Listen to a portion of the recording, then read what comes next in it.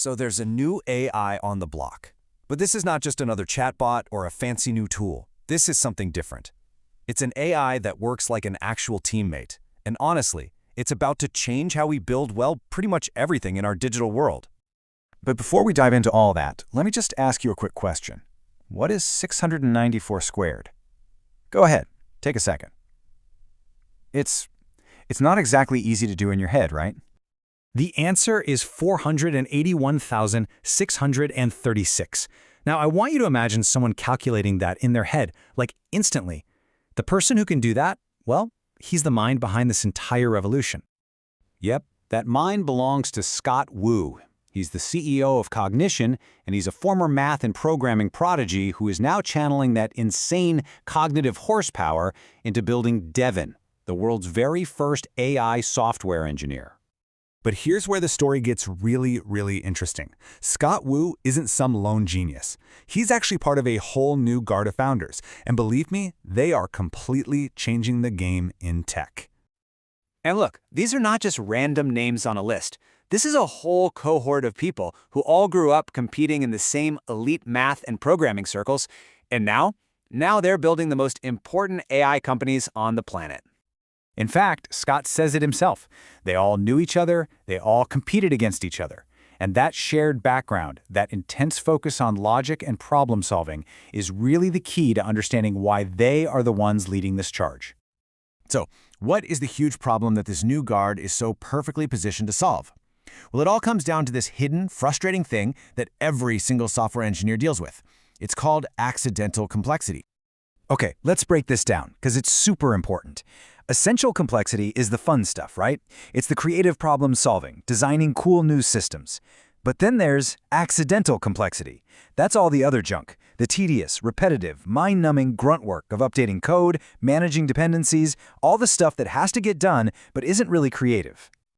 And here's the absolute kicker. According to Scott Wu, engineers spend a staggering 85% of their time stuck in that accidental complexity. Just let that sink in.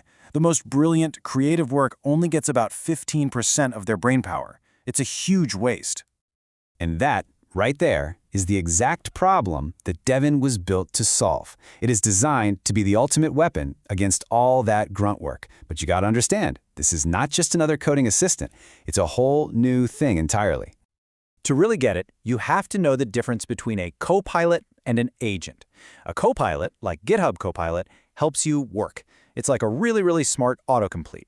But an agent, like Devin, it actually does the work for you. You don't sit there and watch it. You delegate a task, and it just goes off and gets it done, like a human teammate would.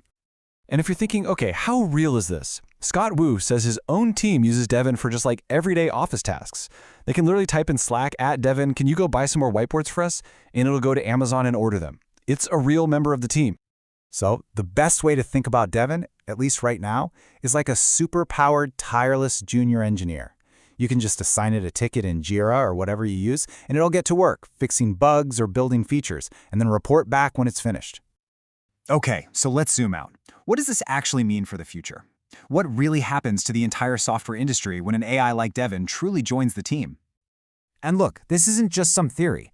In the companies where Devin is already working, it's autonomously merging 30 to 40% of all of the code changes. That's a massive, real-world productivity boost, and it frees up all the human engineers to focus on the big, important problems. And the long-term vision? It's even bigger. Scott Wu predicts that in just 2 to 4 years, the whole job of a software engineer is going to change. It won't be about writing individual lines of code anymore. It'll be about making high-level architectural decisions and telling the computer what to build. Now, I know what you're thinking. Does this mean fewer jobs for engineers? Well, there's this economic idea called Jevons paradox, and it says, pretty convincingly, no. When technology makes something way cheaper and easier, we don't use less of it, we end up using way more. We're about to see an explosion of new software, which means we'll need more engineers, not fewer. So what does all this add up to? Well, Scott Wu has this perfect analogy for what's happening. He calls it the money-ballification of software engineering. It's this fundamental shift from software being an art form to it becoming a science. I mean, think about it. We've seen this movie before, right? Chess used to be all about intuition and romantic styles. Now it's all math and computer engines. Poker went from being about gut feelings and bluffs to being all about probability and solvers. Software is just the next domino to fall, moving from this artisanal craft to a system driven by pure math. And that brings us right back to the beginning, full circle. It is no accident that this new guard of founders, the kids who are raised on the pure logic of competitive math, are the ones building this new world. Their entire mindset is about finding the most optimal, mathematically sound solution.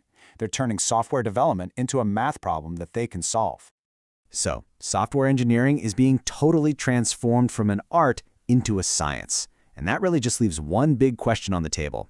What's the next industry, still running on intuition and gut feeling today, that's about to get moneyballed tomorrow?